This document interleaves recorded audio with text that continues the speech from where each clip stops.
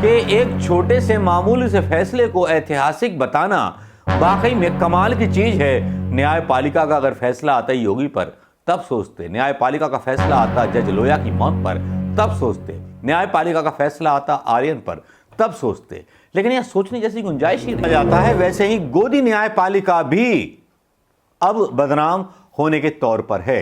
उत्तर प्रदेश के 58 मुकदमे अपने हिसाब से वापस करा लेता बंदा, लेकिन न्यायपालिका मुंह सिल करके बैठ जाती है। जिसने अपनी बीवी को छोड़ दिया हो उससे क्या उम्मीद कर सकते हैं सियासत के लिए। डाकुओं के भी बीवी बच्चे नहीं होते, लेकिन फिर भी वो डाका डालते हैं, और तुमने तो डाका अदानी और अंबानी के लिए डाल दिया। सारे लोग जानते हैं कितने बलात्कारी भारतीय जनता पार्टी ने पाले हुए, सारे लोग जानते हैं। तो न्यायपालिका क्या हिंदुस्तान की जनता को बाबा का टल्लू पकड़ाने आई है? पड़ेगा कोई फर्क क्षेत्र में बदल जाएगा? न्यायपालिका को कम से कम इनके चुनाव लड़ने पर रोक लगानी चाहिए थी। दोस्तों नमस्कार, मैं मनोज कुमार शर्मा आपके बीच में एक बार फिर यूं ही लेके कुछ यादों को, उन वादों को, कुछ पुरानी यादों को जिन मीडिया पर चल रहा है वो एनालिसिस करना इसलिए जरूरी है कि अगर आप ये वीडियो ज्यादा लोगों तक भेज सकें, व्हाट्सएप पे शेयर कर सकें, तो कम से कम जो लोग व्हाट्सएप यूनिवर्सिटी का ज्ञान जानना चाहते हैं उन तक ये पहुंचे और उनकी आंखें खुल जाएं, साथ उनकी शायद कोई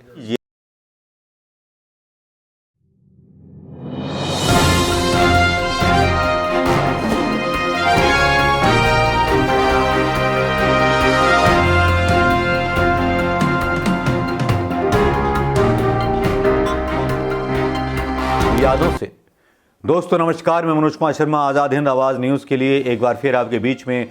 बात कुछ ऐसी चल रही है कि आज के मुख्य समाचार अगर डीडी दूरदर्शन के हिसाब से पढ़ूं तो बस दो हेडलाइन हो सकती हैं। गोदी मीडिया ने फैसला किया प्रधानमंत्री मोदी के बुरे कामों को भी अच्छा बताने का काम। न्यायपालिका ने एक उम्मीद जगाई एक फैसला दे करके, जिस पे सोशल मीडिया शक कर रही है। अब ये दोनों खबरें जो हैं वाकई में ऐसा लगेगा आप मैं कहने क्या वाला हूं और क्या आपसे बोलने वाला हूं। बोलने वाला कुछ नहीं हूं, मैं केवल जो चीज़ चल रही है उसका एनालिसिस करने वाला हूं, क्योंकि जो मीडिया पर चल रहा है वो एनालिसिस करना इसलिए ज़रूरी है कि अगर आप ये वीडियो ज़्यादा लोगों तक भेज सकें, व्हाट्सएप पे शेयर कर सकें, तो कम से कम जो लोग व्हाट्सएप यूनिवर्सिटी का ज्ञान जानना चाहते हैं उन तक ये पहुंचे और उनकी आंखें खुल जाएं। बस ये मेरा मतलब है। आज एक सुप्रीम कोर्ट का फैसला आया है जिसमें यह कहा गया है कि कोई भी पार्टी होगी उसको अपने उम्मीदवार जो होंगे उनके बारे में जो है पूरी जानकारी देनी होगी। कितने अपराध किए उन्होंने, कितने क्राइम दिए उन्होंने, सोशल मीडिया पे उसको देना पड़ेगा। चुनाव आयोग को सख्त हिदायत दी है। क्या कहा है एक चैनल के माध्यम से, ये सुन लीजिए, फिर इस खबर का पोस्टमार्टम करते हैं। तो ये कहा कि जो राजनेता जिनका क्रिमिनल रिकॉर्ड है उनका क्रिमिनल रिकॉर्ड सोशल मीडिया पर डाला जाए, पब्लिक प्लेटफॉर्म पर डाला जाए, अखबार में छपे, और साथ ही ये भी राजनीतिक दल वजह बताएं कि आखिर इस राजनेता को उम्मीदवार क्यों बनाया गया, टिकट क्यों दिया गया। ये बड़ा आदेश सुप्रीम कोर्ट की तरफ से राजनीतिक दलों को दिया गया है। कारण है कि वो दागी को टिकट दे रही है, किसी एक गैर दागी आदमी को टिकट नहीं दे रही है। इसके अलावा सुप्रीम कोर्ट ने यह भी कहा है ये पूरा का पूरा जो हमारा ऑर्डर है इसके कंप्लायंस कराना इलेक्शन कमीशन की जिम्मेदारी है। यदि कोई पॉलिटिकल पार्टी सुप्रीम कोर्ट के इस जजमेंट का कंप्लायंस नहीं करती है तो उसको कंटेम्प्ट ऑफ सुप्रीम कोर्ट माना जाएगा। ये अपने आप में बहुत ही ऐतिहासिक फैसला है। आज तक ये ऐसा कभी नहीं हुआ, अब ये पहली बार हो रहा है कि जो राजनीतिक दल अपराधियों को टिकट देंगी और उसका विस्तृत ब्यौरा इलेक्ट्रॉनिक मीडिया, प्रिंट मीडिया और सोशल मीडिया में पब्लिश नहीं करेंगी, उसको सुप्रीम कोर्ट का कंटेम्प्ट माना जाएगा। क्या ये ब्यौरा सिर्फ अपराधियों के लिए या सारे कैंडिडेट आपको आपको हर एक कैंडिडेट के बारे में बताना पड़ेगा। अगर पॉलिटिकल पार्टी का कोई कैंडिडेट ऐसा जिसके खिलाफ कोई एफआईआर नहीं है, कोई दाग नहीं है, कोई उसके खिलाफ कोई अपराध नहीं है, तो सिंपल एक लाइन लिख देना है कि हाँ उसके। ये खबर आपने सुन ली होगी। इस अदालत के फैसले को बड़ा ऐतिहासिक बताया जा रहा है, ये बता करके कि इंस्टाग्राम, सोशल मीडिया पर इन क्रांतिकारी लोगों की जो क्रांतिकारी कह लीजिए या क्राइम वीर कह लीजिए या क्राइम कारी कह लीजिए, इन लोगों की जानकारी डाली जाएगी तो उससे फर्क क्या पड़ेगा? कोई फर्क क्षेत्र में बदल जाएगा? न्यायपालिका को कम से कम इनके चुनाव लड़ने पर रोक लगानी चाहिए थी। सोशल मीडिया पर जानकारी देने से क्या होगा भाई?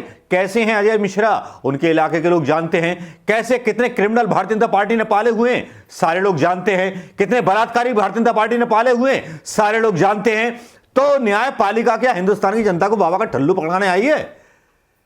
काश न्यायपालिका का यह निर्णय होता। योगी जो सीएम हैं उत्तर प्रदेश के, 58 मुकदमे अपने हिसाब से वापस करा लेता बंदा, लेकिन न्यायपालिका मुंह सिल करके बैठ जाती है, उसका मुंह खुलता नहीं है। एक आर्यन जैसे मासूम व्यक्ति को जेल में डाल दिया जाता है, बच्चे को। न्यायपालिका बैठी रहती है। तब लगता है कि न्यायपालिका में भी सुधार की जरूरत है, और इतनी बड़ी जरूरत है कि मैं बता नहीं सकता आपको। कहानी जब से शुरू हुई थी 2014 से, 2014 याद होगा मनमोहन सिंह का काल, जब 3G 2G के घोटालों की कहानी कही जाती थी। लेकिन आज रेलवे स्टेशन, एयरलाइंस, सारा कुछ बेचा जाता है। हिंदुस्तान की जनता के टैक्स की कमाइयों से उनको सजाया संवारा जाता है और अदानी अंबानी को बेच दिया जाता है। क्यों? मैं पूछता हूं, क्यों? देश के टैक्स के पैसे क्यों बर्बाद किए जाते हैं? और वो बर्बाद करने के बाद अदानी अंबानी को बेचना है तो अदानी अंबानी अपने पैसे क्यों नहीं लगाते? जिस हाल में हैं, जैसे हैं, अगर नहीं चल रहे तो बेच देने चाहिए थे। लेकिन अदानी अंबानी को पूरी तरह टैक्स के पैसों से सजा करके, सवार करके दिए जाते हैं। क्या न्यायपालिका ने इस पर कोई भी एक्शन लिया, स्वयं ज्ञान लिया? न्यायपालिका ने कोई भी अभी तक एक्शन लिया कि मंत्री पुत्र आज अजय मिश्रा का अस्पताल में भर्ती हो गया? कहा यह गया कि भैया इनको डायबिटीज हो गई, डेंगू हो गया, हार्ट में प्रॉब्लम है, और बंदा जो था सीढ़ी चढ़ के जा रहा था। यार हद हो गई। न्यायपालिका के एक छोटे से मामूली से फैसले को ऐतिहासिक बताना वाकई में कमाल की चीज है। न्यायपालिका का अगर फैसला आता योगी पर तब सोचते, न्यायपालिका का फैसला आता जज लोया की मौत पर तब सोचते, न्यायपालिका का फैसला आता आर्यन पर तब सोचते। लेकिन यह सोचने जैसी गुंजाइश ही नहीं है। और गुंजाइश हो भी क्यों? क्यों हो गुंजाइश? न्यायपालिका आज की डेट में जिस तरह से गोदी मीडिया हो गई है, लोग बोलने लगे हैं सोशल मीडिया पर, ये मेरे शब्द नहीं है, गोदी मीडिया जैसा बोला जाता है वैसे ही गोदी न्यायपालिका भी अब बदनाम होने के तौर पर है। देश की सर्वोच्च संस्थाओं का अपमान करने का मेरा कोई इरादा नहीं है, लेकिन अपनी आस्थाएं और अपना विश्वास ये न्यायपालिकाएं इसलिए खो रही हैं क्योंकि निखिल जैसे अधिकारी, एनसीबी जैसी संस्थाएं, सरकारी संस्थाएं जिनको तोड़ मरोड़ दिया है, हिंदुस्तान के ढांचे को तोड़ मरोड़ दिया है कि कुछ भी करे बेटा हम संभाल लेंगे। यह चल रहा है देश में।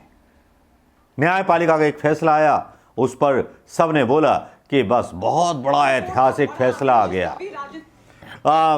आपके इस ऐतिहासिक कदम से देशवासियों को बड़ी प्रसन्नता हुई।